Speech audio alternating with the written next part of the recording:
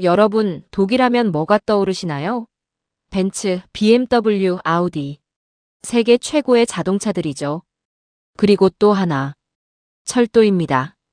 독일은 200년 전부터 기차를 만들었어요. 세계 철도 기술의 표준을 만든 나라죠. 그런 독일 사람들은 자부심이 대단합니다. 우리가 최고다. 다른 나라는 우리를 따라올 수 없다. 그렇게 믿고 살았어요. 그런데 말입니다. 30년 경력의 독일 철도 엔지니어가 한국에 왔습니다. 서울 지하철을 타고 나서 이 사람이 어떻게 됐을까요? 무릎을 꿇었습니다. 1초의 오차도 없는 시스템 때문이 아니에요. 그 차가운 기계 속을 흐르는 한국인들의 뜨거운 무언가 때문이었습니다. 콧대 높은 독일인들을 침묵시킨 한국의 진짜 모습. 오늘 그 이야기를 들려드리겠습니다. 잠깐 좋아요와 구독해주시면 정말 감사하겠습니다. 저는 한스 밀러입니다. 올해 61살이에요.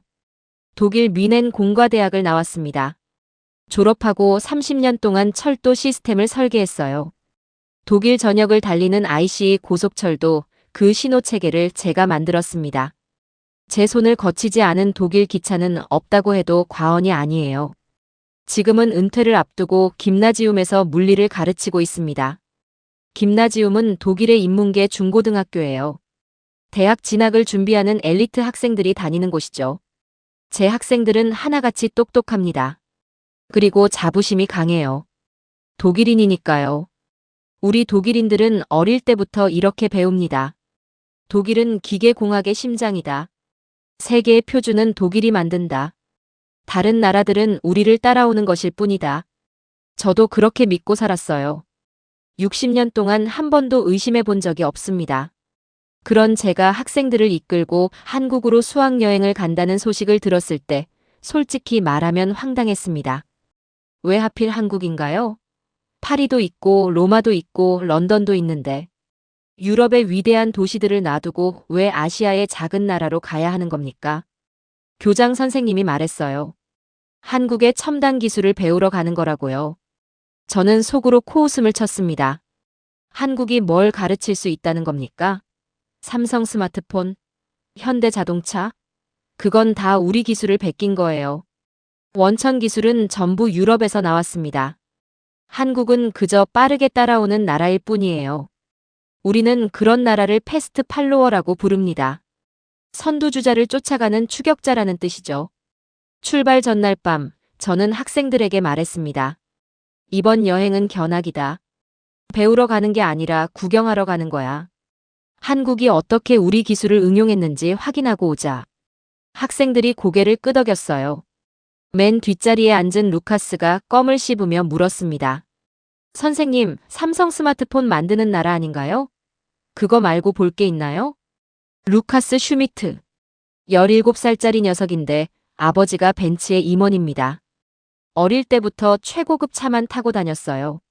그 녀석에게 아시아는 그저 저렴한 노동력의 공장일 뿐이었습니다. 중국에서 부품을 만들고 베트남에서 조립하고 한국에서 포장해서 유럽으로 보내는 거라고 생각했죠. 저는 루카스의 말에 고개를 끄덕였습니다. 솔직히 저도 같은 생각이었으니까요. 한국이 빠르게 성장했다는 건 알고 있었어요. K-팝이 세계적으로 유명하다는 것도요. 하지만 그게 다였습니다. 기초과학과 원천 기술은 여전히 유럽의 것이라고 믿었어요.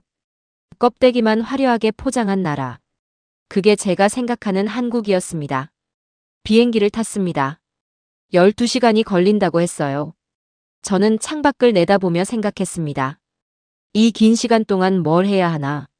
한국에 대한 자료를 좀 읽어볼까? 하지만 흥미가 생기지 않았어요. 어차피 별거 없을 테니까요. 인천공항에 내렸습니다. 습한 공기가 훅 끼쳐왔어요. 8월의 한국은 찜통 같았습니다. 학생들이 짜증 섞인 표정으로 캐리어를 끌었어요. 저도 이마에 맺힌 땀을 닦았습니다. 독일의 선선한 여름과는 완전히 달랐죠. 게이트를 나서는데 시간이 좀 걸렸어요. 저는 손목시계를 봤습니다. 일정표보다 3분 늦게 게이트가 열렸더군요. 저는 속으로 비웃었습니다. 이것 보라지. 시작부터 지연이군. 역시 아시아야. 시간관념이 없어. 독일에서는 상상도 할 수 없는 일이에요. 우리는 1분 1초를 칼같이 지킵니다. 기차가 30초만 늦어도 사과 방송이 나와요. 그게 독일입니다. 정확함의 나라죠. 저는 그 3분의 지연을 한국의 수준을 보여주는 증거라고 생각했습니다. 역시 우리가 배울 건 없겠군. 그냥 구경하고 가자. 그렇게 마음먹었어요. 하지만 그때는 몰랐습니다. 그 3분의 지연이 제 60년 인생의 가치관을 송두리째 흔들 서막이었다는 것을요. 한국은 제가 생각했던 그런 나라가 아니었습니다. 공항에서 서울역까지 공항철도를 타기로 했습니다. 저는 직업병이 있어요. 어느 나라를 가든 철도부터 봅니다. 레일의 이음새, 차량의 진동, 소음의 정도. 이런 것들을 무의식적으로 체크하게 되죠. 30년을 그렇게 살았으니까요. 공항철도에 올랐습니다. 첫인상은 나쁘지 않았어요. 좌석이 깨끗했고 에어컨이 시원하게 돌아갔습니다. 하지만 저는 일부러 트집을 잡으려고 했어요. 뭔가 흠을 찾고 싶었습니다. 그래야 제 편견이 맞다는 걸 증명할 수 있으니까요. 열차가 출발했습니다. 저는 바닥에 귀를 기울였어요. 레일과 바퀴가 맞닿는 소리를 듣고 싶었거든요. 독일 기차는 특유의 딱딱딱 소리가 납니다. 레일 이음새를 지날 때마다 나는 소리죠. 그런데 이상했어요. 소리가 거의 안 났습니다. 저는 창밖을 봤습니다. 터널 아니었는데 어둡지 않았어요. 조명이 일정한 간격으로 설치되어 있었습니다. 그리고 결정적으로 진동이 거의 없었어요. 마치 구름 위를 달리는 것 같았습니다. 인정하기 싫었지만 흠잡을 데가 없었습니다. 레일 이음새가 거의 느껴지지 않는다는 건 용접 기술이 뛰어나다는 뜻이에요. 진동이 적다는 건 차량의 현가장치가 훌륭하다는 의미고요. 저는 속으로 중얼거렸습니다. 그래, 기술은 괜찮은 것 같군. 하지만 이건 우리 기술을 베낀 거야. 원조는 독일이지. 서울역에 도착했습니다. 문이 열리자 사람들이 쏟아져 나왔어요. 아니, 쏟아져 들어왔다고 해야 할까요? 사방에서 인파가 몰려들었습니다. 퇴근 시간이었나 봐요.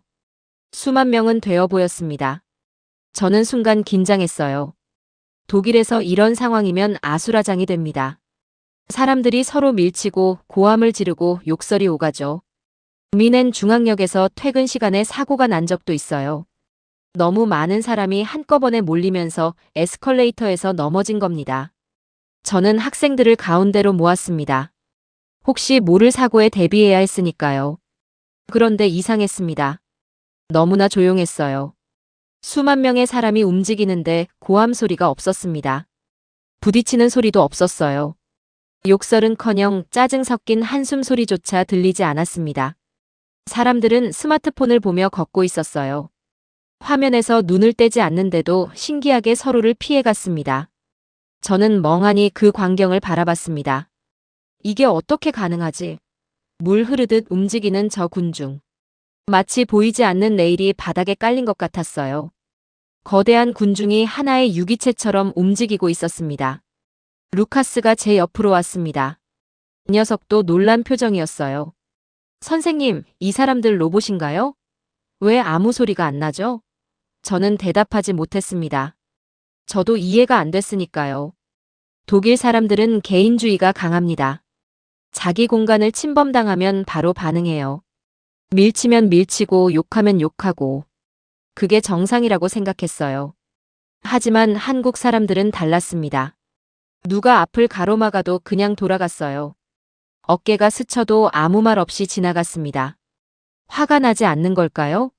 아니면 참는 걸까요? 저는 그들의 얼굴을 살폈습니다. 무표정했어요. 짜증도 분노도 기쁨도 없었습니다. 그냥 묵묵히 앞으로 나아갔어요. 개미처럼. 아니, 개미보다 더 질서정연하게. 솔직히 좀 무서웠습니다. 이건 인간적이지 않아. 뭔가 억눌린 사회 같아. 저는 속으로 그렇게 생각했어요. 한국은 통제된 사회다. 사람들이 감정을 드러내지 못하는 거야. 그래서 저렇게 조용한 거지. 저는 그렇게 결론을 내렸습니다. 나름의 논리로 한국을 또 한 번 깎아내린 거죠. 그때 루카스가 소리쳤습니다. 선생님, 저기 좀 보세요. 녀석이 손가락으로 바닥을 가리켰어요. 에스컬레이터 앞이었습니다. 저는 눈을 크게 떴습니다. 5만 원권 지폐 한 장이 바닥에 떨어져 있었어요. 우리 돈으로 약 35유로. 적은 돈이 아닙니다. 독일에서 35유로면 괜찮은 식당에서 저녁을 먹을 수 있어요. 그 돈이 바닥에 덩그러니 놓여 있었습니다. 저는 주변을 둘러봤습니다. 수백 명의 사람이 그 옆을 지나가고 있었어요. 누군가 떨어뜨린 게 분명했습니다. 곧 누가 주워갈 거야. 저는 확신했어요. 아무리 질서정연해도 돈 앞에서는 본성이 드러나는 법이죠. 인간은 어느 나라나 똑같으니까요. 1분이 지났습니다. 아무도 줍지 않았어요. 2분이 지났습니다. 여전히 그 자리에 있었어요. 사람들은 지폐를 힐끗 보고는 피해갔습니다. 받지 않으려고 일부러 돌아가는 사람도 있었어요. 하지만 줍는 사람은 없었습니다. 저는 이해할 수 없었어요. 왜 안 주워가지? 저 돈이면 치킨 3마리를 살 수 있을 텐데. 맥주도 한 박스 살 수 있어. 그런데 왜? 저는 머리를 굴렸습니다. CCTV 때문인가? 주변을 봤어요. CCTV가 보이긴 했지만 저 각도에서는 바닥이 잘 안 보일 것 같았습니다. 그럼 왜? 저는 루카스에게 말했습니다. 저 돈이 언제 사라지는지 지켜보자. 한국 사람들의 진짜 모습을 볼 수 있을 거야. 저 지폐는 이 나라의 리트머스 시험지야. 저는 확신했어요. 우리가 보지 않는 사이에 분명히 누군가 집어갈 거라고. 사람 없을 때 슬쩍 가져가는 거지. 겉으로는 안 그런 척해도 속은 다 똑같아. 저는 그렇게 믿었습니다. 아니, 그렇게 믿고 싶었어요. 그래야 제 세계관이 유지되니까요. 우리는 짐을 챙겨서 다음 일정으로 이동했습니다. 하지만 저는 그 5만 원권이 계속 신경 쓰였어요. 돌아올 때 꼭 확인해 봐야지. 저 돈이 사라졌으면 한국도 별거 아니라는 증거가 되는 거야. 저는 아직도 한국을 깎아내릴 구실을 찾고 있었습니다. 콧대 높은 독일인의 오만이었죠. 다음 일정은 서울 지하철 체험이었습니다. 저는 속으로 피식 웃었어요. 지하철이라. 뭐 대단한 게 있겠어. 미넨 지하철은 100년 역사를 자랑합니다. 세계 최초로 전기 지하철을 만든 게 독일이에요. 한국 지하철 역사가 몇 년이나 됐다고. 우리는 2호선으로 환승했습니다. 플랫폼으로 내려가는 계단을 걷는데 학생들이 갑자기 멈춰 섰어요. 앞이 막혀서 저도 발걸음을 멈췄습니다. 왜 그러냐고 물으려는 순간 저도 눈이 휘둥그레졌습니다. 선로가 보이지 않았어요. 플랫폼 전체를 유리로 된 거대한 벽이 막고 있었습니다. 바닥부터 천장까지 투명한 유리벽. 중간중간에 문이 있었고 문마다 번호가 적혀 있었어요. 저는 멍하니 그 벽을 올려다봤습니다. 스크린도어. 물론 독일에도 있습니다. 미넨 신설역 몇 곳에 설치되어 있어요. 하지만 전체 역의 5%도 안 됩니다. 비용이 너무 많이 들거든요. 유지 보수도 힘들고요. 그래서 독일에서는 스크린도어를 특별한 시설로 취급해요. 있으면 좋지만 없어도 되는 것이라고 생각하죠. 그런데 한국은 모든 역에 설치되어 있었습니다. 제가 지나친 역마다 빠짐없이요. 저는 계산기를 두드려 봤어요. 서울 지하철역이 몇 개지? 대략 300개가 넘는다고 들었습니다. 거기에 전부 스크린도어를 설치했다고? 그 비용이 얼마야? 루카스가 물었습니다. 선생님, 이거 왜 막아놓은 거예요? 저는 대답했죠. 안전 때문이야. 사람들이 선로로 떨어지는 걸 막으려고. 루카스가 코웃음을 쳤어요. 그냥 조심하면 되는 거 아니에요? 돈 낭비 같은데. 저도 속으로는 같은 생각이었어요. 과잉 투자야. 효율적이지 않아. 하지만 입 밖으로는 말하지 않았습니다. 왠지 그 말이 나오지 않았어요. 안내방송이 나왔습니다. 열차가 들어오고 있습니다. 한 발 물러서 주시기 바랍니다. 저는 시계를 봤어요. 전광판에 표시된 도착 시간과 제 시계를 비교했습니다. 열차가 미끄러져 들어왔습니다. 쉥 마이너스 하는 소리. 그리고 정확히 멈췄어요. 저는 바닥에 적힌 번호를 봤습니다. 3-2. 그리고 열차 문을 봤어요. 정확히 일치했습니다. 오차가 없었어요. 0cm. 스크린도어와 열차 문이 완벽하게 맞아떨어졌습니다. 저는 입술을 깨물었어요. 이건 쉬운 게 아닙니다. 열차가 정확한 위치에 멈추려면 신호 시스템이 완벽해야 해요. 운전사의 기술도 뛰어나야 하고요. 브레이크 시스템, 레일 상태, 차량 무게 분포. 수많은 변수를 계산해야 합니다. 독일에서도 이 정도 정밀도는 쉽지 않아요. 학생들이 열차에 올랐습니다. 그리고 또 한 번 탄성을 질렀어요. 와이파이가 잡혀요. 터널 아닌데 속도가 미쳤어요. 저는 스마트폰을 꺼내 확인했습니다. 정말이었어요. 터널 아닌데 인터넷이 됐습니다. 속도도 빨랐어요. 영상을 스트리밍해도 끊기지 않았습니다. 독일에서는 상상도 못할 일이에요. 독일 기차는 터널만 들어가면 먹통이 됩니다. 우리는 그것을 기술적 한계라고 여겼어요. 어쩔 수 없는 거라고 생각했죠. 하지만 한국은 그 한계를 뚫었습니다. 달리는 강철 튜브 안에서도 세상을 연결하고 있었어요. 저는 조용히 창밖을 바라봤습니다. 터널벽이 빠르게 스쳐 지나갔어요. 이건 단순한 기술력이 아니야. 인프라에 대한 광적인 집착이 없으면 불가능해. 국민들에게 완벽한 서비스를 제공하겠다는 의지가 아니면 이런 투자를 할 수 없어. 하지만 저는 인정하고 싶지 않았습니다. 그래, 기술은 좋아. 하지만 이건 돈으로 산 거야. 진짜 실력이 아니라 투자의 결과일 뿐이지. 저는 또 한 번 스스로를 위로했어요. 콧대 높은 독일인은 쉽게 무릎을 꿇지 않으니까요. 루카스가 불만을 터뜨렸습니다. 선생님, 여기 너무 삭막해요. 사람들 좀 보세요. 서로 대화도 안 하고 폰만 봐요. 로봇 같아요. 독일 기차에서는 낯선 사람이랑도 대화하잖아요. 여기는 그런 낭만이 없어요. 이 녀석의 말이 틀린 건 아니었어요. 객차 안은 독서실처럼 고요했습니다. 수십 명이 타고 있는데 대화 소리가 거의 없었어요. 다들 이어폰을 끼고 스마트폰을 보거나 눈을 감고 있었습니다. 독일 기차 안은 시끌벅적해요. 옆자리 사람과 날씨 얘기도 하고 축구 얘기도 합니다. 맥주를 마시면서 큰 소리로 웃기도 하죠. 그게 인간적인 거라고 생각했어요. 하지만 한국 지하철은 달랐습니다. 숨소리도 안 들릴 정도로 조용했어요. 저는 주변을 둘러봤습니다. 이상한 게 보였어요. 좌석 일부가 비어 있었습니다. 분명히 사람이 꽉 차서 서 있는 사람도 있는데 자리가 비어 있었어요.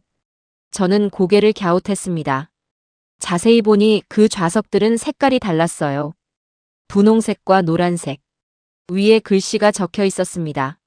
한글이라 읽지 못했지만 그림을 보니 알 수 있었어요. 임산부와 노약자를 위한 배려석이었습니다. 그런데 그 자리가 텅 비어 있었어요. 서서 가는 젊은이들이 있는데도 아무도 앉지 않았습니다. 저는 이해가 안 됐어요. 저건 비효율적이잖아. 자리가 비어 있으면 앉으면 되지. 임산부나 노인이 오면 그때 비켜주면 되는 거 아닌가? 독일인의 합리적 사고로는 이해할 수 없는 영역이었습니다. 저는 루카스에게 말했어요. 저들은 효율보다 규칙을 따르는 거야. 룰이 있으면 무조건 지키는 거지. 루카스가 고개를 끄덕였어요. 너무 완벽해서 숨이 막히네요. 인간미가 없어요. 저도 같은 생각이었습니다. 한국은 통제된 사회야. 사람들이 개성을 잃어버린 거야. 시스템에 억눌려서 로봇처럼 살고 있는 거지. 우리의 무질서가 오히려 인간적인 거야. 저와 루카스는 서로를 바라보며 고개를 끄덕였어요. 우리는 한국의 시스템을 통제된 전체주의의 산물이라고 폄하했습니다. 그렇게 생각하면 마음이 편했거든요. 기술에서는 졌지만 인간성에서는 우리가 위라고. 그렇게 위안을 삼았습니다. 하지만 그 생각은 오래가지 못했어요. 다음 역에서 벌어진 일이 저의 편견을 산산이 부숴버렸으니까요. 퇴근 시간이었습니다. 소위 지옥철이라고 부르는 시간대였죠. 열차 안이 콩나물 시루처럼 꽉 찼어요. 사람들 사이에 끼어서 숨쉬기도 힘들었습니다. 학생들이 불평했어요. 선생님, 너무 더워요. 사람이 너무 많아요. 저도 불쾌했습니다. 땀 냄새가 코를 찔렀어요. 옆 사람의 팔꿈치가 제 옆구리를 눌렀습니다. 독일이었다면 저는 분명히 한마디 했을 거예요. 좀 비켜주시겠습니까? 하지만 한국 사람들은 아무 말도 하지 않았어요. 그냥 참고 있었습니다. 그때였습니다. 제 옆에 서 있던 할머니 한 분이 휘청거렸어요. 열차가 급정거한 건 아니었어요. 그냥 잠깐 흔들렸을 뿐인데 할머니는 균형을 잃었습니다. 손에 들고 있던 비닐봉지를 놓쳤어요. 봉지 안에 있던 것들이 바닥으로 쏟아졌습니다. 사과였어요. 빨간 사과 대여섯 개가 바닥에 와르르 굴러갔습니다. 사람들 발 사이로 좌석 밑으로 이리저리 흩어졌죠. 저는 순간 얼어붙었습니다. 독일이었다면 어땠을까? 사람들은 짜증을 냈을 거예요. 혀를 끌끌 차거나 한숨을 쉬었겠죠. 발에 채인 사과를 걷어차는 사람도 있었을 겁니다. 누가 이런 걸 들고 지하철을 타냐고 욕하는 사람도 있었을 거예요. 루카스가 코를 막으며 뒤로 물러섰습니다. 이 녀석은 더러운 걸 싫어해요. 바닥에 굴러다니는 사과를 보며 인상을 찌푸렸죠. 저도 비슷한 표정을 지었을 겁니다.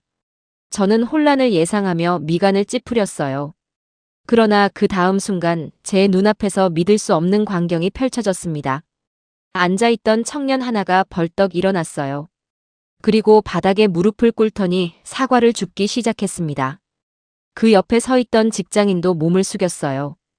교복을 입은 여학생도요. 정장을 입은 아저씨도요. 순식간에 5명, 6명이 동시에 몸을 굽혔습니다. 좁은 공간이었어요. 서로의 엉덩이와 어깨가 부딪혔습니다. 하지만 누구도 불쾌해하지 않았어요. 오히려 미안해요, 괜찮으세요, 이런 말들이 오갔습니다. 굴러간 사과들이 하나씩 주워졌어요. 좌석 밑으로 들어간 사과는 젊은 남자가 팔을 뻗어 꺼냈습니다. 저 멀리 굴러간 사과는 그쪽에 서 있던 아주머니가 주워서 전달했어요. 순식간이었습니다. 30초도 안 됐어요. 사과들이 전부 주워져서 할머니의 봉투에 담겼습니다. 누군가는 봉투가 찢어졌다며 자기 에코백을 건네줬어요. 할머니는 연신 고개를 숙이며 고맙다고 했습니다. 그리고 한 여학생이 자리에서 일어났어요. 어르신, 여기 앉으세요. 할머니가 손사래를 쳤습니다. 아니야, 괜찮아. 하지만 여학생은 물러서지 않았어요. 앉으세요. 많이 놀라셨잖아요. 할머니가 자리에 앉았습니다. 여학생은 미소를 짓고는 문 쪽으로 이동했어요. 그리고 다시 정적이 찾아왔습니다. 아무 일도 없었다는 듯이요. 사람들은 다시 스마트폰을 봤습니다. 이어폰을 끼고 음악을 들었어요. 조금 전에 무릎 꿇고 사과를 줍던 청년도 아무렇지 않게 서 있었습니다. 칭찬을 바라는 것도 아니었고 대단한 일을 했다는 표정도 아니었어요. 그냥 당연한 일을 했을 뿐이라는 듯이요. 저는 멍하니 서 있었습니다. 입이 다물어지지 않았어요. 저는 한참 동안 그 장면을 머릿속에서 되새겼습니다. 방금 뭘 본 거지? 이해가 안 됐어요. 조금 전까지 저는 이 사람들을 로봇이라고 생각했습니다. 감정이 없는 기계 같다고요. 시스템에 억눌려서 개성을 잃어버린 사람들이라고요. 그런데 방금 본 건 뭐죠? 저 사람들은 남을 도왔어요. 아무런 대가도 없이요. 누가 시키지도 않았는데요. 할머니와 아는 사이도 아니었어요. 그냥 낯선 할머니의 사과를 주었을 뿐이에요. 그것도 지체 없이 약속이라도 한 것처럼요. 루카스도 놀란 표정이었습니다. 그 녀석의 입이 벌어진 채 다물어지지 않았어요. 선생님, 저 사람들 왜 저래요? 남의 일인데 왜 나서는 거예요? 저는 대답하지 못했습니다. 뭐라고 해야 할지 몰랐어요. 독일 사람들은 합리적입니다. 비용 대비 효과를 따져요. 남을 도우면 내 시간과 에너지가 소모됩니다. 그 대가로 뭘 받죠? 아무것도요. 그래서 독일에서는 남의 일에 잘 나서지 않아요. 내 일이 아니면 신경 끄는 거죠. 그게 효율적이니까요. 하지만 한국 사람들은 달랐습니다. 효율 같은 건 생각하지 않았어요. 그냥 도왔습니다. 곤란한 사람이 있으니까요. 이유는 그것뿐이었어요. 저는 갑자기 부끄러워졌습니다. 제가 로봇이라고 비웃었던 그 침묵. 그건 무관심이 아니었어요. 타인에게 폐를 끼치지 않으려는 고도의 배려였습니다. 지하철 안에서 시끄럽게 떠들지 않는 것. 그건 남을 방해하지 않으려는 마음이었어요. 노약자석을 비워두는 것. 그건 언제 올지 모르는 어르신을 위한 예의였습니다. 그리고 도움이 필요한 순간에는 주저없이 손을 내밀었어요. 폭발적인 연대감이 숨어 있었던 겁니다. 평소에는 조용히 각자의 삶을 살다가 누군가 공경에 처하면 한마음으로 달려드는 거죠. 저는 엔지니어로서 부끄러움을 느꼈습니다. 30년 동안 기계의 효율만 따졌어요. 열차가 몇 초 만에 멈추는지, 진동이 몇 헤르츠인지. 그런 숫자만 계산했습니다. 하지만 그 기계를 이용하는 사람의 품격은 계산에 넣지 못했어요. 독일은 시스템을 만듭니다. 법과 규칙으로 사람을 통제해요. 어기면 벌금, 심하면 감옥. 그래서 독일 사람들은 질서를 지킵니다. 벌이 무서우니까요. 하지만 한국은 달랐어요. 시스템 위에 마음을 얹었습니다. 스크린 도어는 안전을 위한 배려였고 비워진 노약 좌석은 약자에 대한 예우였어요. 그리고 사과를 줍는 손길은 이웃에 대한 따뜻한 정이었습니다. 저는 루카스를 불렀습니다. 루카스. 네, 선생님. 우리가 틀렸다. 저건 통제가 아니야. 자발적인 질서다. 세계 어느 선진국도 도달하지 못한 시민의식의 경지야. 건방졌던 루카스가 고개를 끄덕였습니다. 그 녀석의 눈빛에서 경멸이 사라지고 경애에 가까운 감정이 피어올랐어요. 저도 마찬가지였습니다. 60년 동안 쌓아온 오만함이 조금씩 무너지고 있었어요. 일정을 마치고 숙소로 돌아가는 길이었습니다. 우리는 다시 서울역을 지나게 됐어요. 저는 문득 아까 그 지폐가 생각났습니다. 에스컬레이터 앞에 떨어져 있던 5만 원. 그게 어떻게 됐을지 궁금했어요. 솔직히 말하면 사라졌을 거라고 예상했습니다. 누군가 슬쩍 집어갔겠지. 사람 없을 때 가져갔을 거야. 저는 그렇게 생각했어요. 에스컬레이터 앞에 도착했습니다. 저는 바닥을 살폈어요. 지폐가 없었습니다. 꺼봐. 결국 누가 가져갔잖아. 저는 속으로 중얼거렸습니다. 역시 사람은 어느 나라나 똑같아. 돈 앞에서는 양심도 없어지는 거야. 저는 씁쓸하게 웃었어요. 한국도 별거 아니군. 그렇게 생각하려는 순간이었습니다. 루카스가 소리쳤어요. 선생님, 저기요. 그 녀석이 에스컬레이터 손잡이를 가리켰습니다. 저는 눈을 크게 떴어요.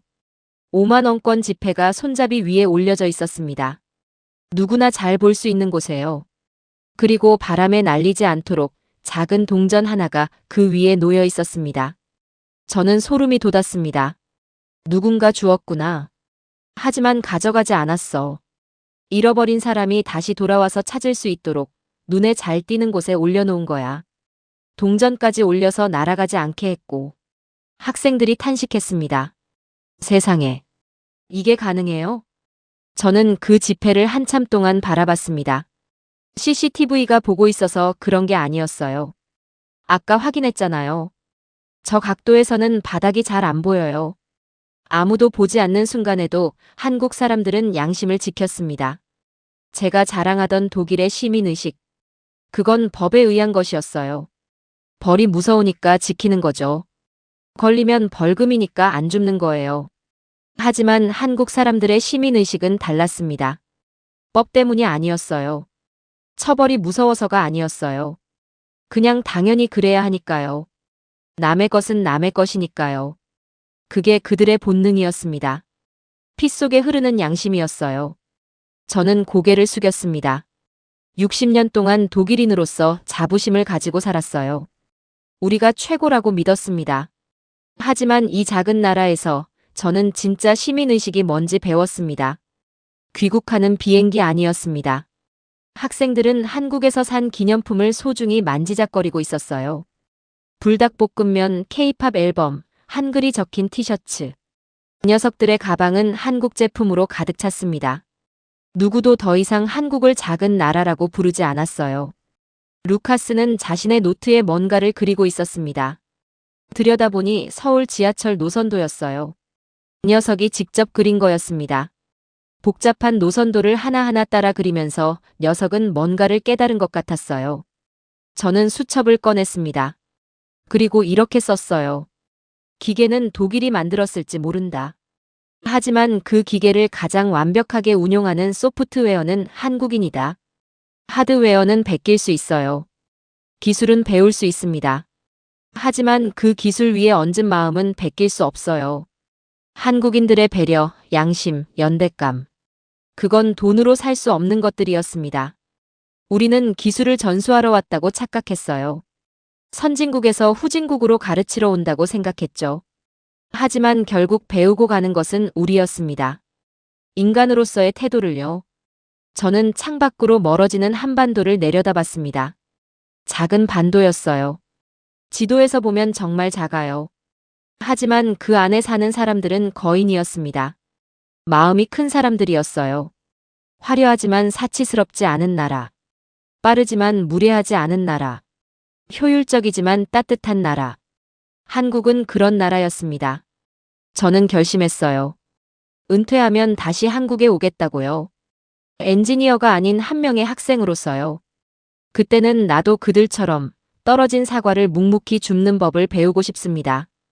바닥에 떨어진 돈을 눈에 잘 띄는 곳에 올려놓는 마음을 배우고 싶어요. 한국, 당신들은 위대했습니다. 여러분, 오늘 이야기 어떠셨습니까? 독일의 콧대 높은 엔지니어가 고개를 숙인 건 화려한 최첨단 기술 때문만이 아니었습니다. 그 기술 위에 흐르는 여러분의 양심, 그리고 지난 세월 우리가 땀으로 일궈낸 대한민국의 품격 때문이었습니다. 지하철에서 사과를 줍는 손. 바닥에 떨어진 돈을 주인이 찾기 쉽게 올려놓는 마음. 서로에게 패 끼치지 않으려는 조용한 배려. 이것이 바로 우리나라입니다. 이런 나라가 어디 흔합니까? 전 세계 어디에도 없어요. 이건 정부가 만든 게 아닙니다. 바로 여러분이 만든 겁니다. 화면 앞에 계신 여러분 한 분 한 분이 매일 묵묵히 양심을 지키며 살아오셨기 때문에 가능한 거예요. 자부심을 가지셔도 됩니다. 아니, 가지셔야 합니다. 우리는 위대한 나라에 살고 있어요. 오늘 이야기가 여러분의 가슴을 뜨겁게 했다면 구독과 좋아요 한 번씩만 눌러주세요. 여러분의 응원이 세계가 감동하는 대한민국의 또 다른 이야기를 찾아내는 가장 큰 힘이 됩니다. 우리는 위대했습니다. 그리고 앞으로도 위대할 것입니다. 저는 더 감동적인 대한민국 이야기로 다시 찾아오겠습니다. 시청해주셔서 진심으로 감사합니다.